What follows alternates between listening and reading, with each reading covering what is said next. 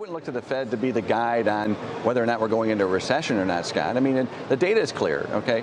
We are slowing at a rapid rate. Whether we tip over into recession, it hinges on one thing and one thing only, the labor market. Do companies decide to start laying people off en masse in a way where the unemployment rate starts going up? We are seeing some signs that that's happening with hours work going down and wages coming down again. Okay, they're doing what they can without laying people off.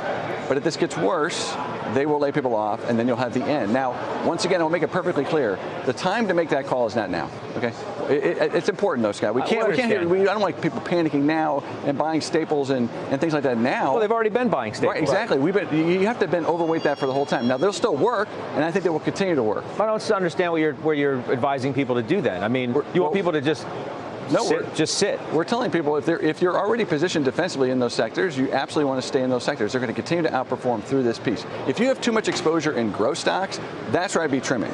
Okay, that's the one area of the market that is not priced in a true recession. Okay, cyclical stocks they'll go lower, okay, but they don't have as much downside potentially as a growth stock that's priced for perfection and they're not going to miss numbers. That's where the risk is. It's in quality and it's in growth, because that's where people have been kind of hiding. Expand on that. That's avoiding the high beta type of names. So, Mike, you were fantastic in January. The FANGs and otherwise? Right, exactly. And I've been talking about, I don't think you need to be there. I like an Intuit. I like a Microsoft. I like a Motorola Solution. I like Adobe. I think they get you where you need to be. You don't necessarily have to be in the FANGs.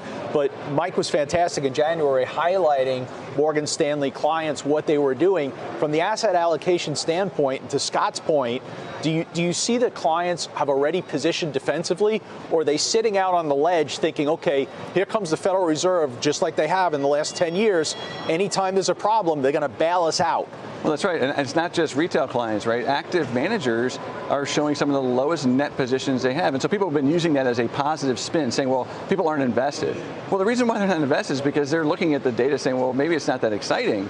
And don't forget, this bear market started in January of 18, right? That was the orthodox peak for the average stock market in the world. And most stock markets around the world are down well over 10% from there. We've been churning for 18 months, okay? And investors have been getting less bullish every time we make a new high.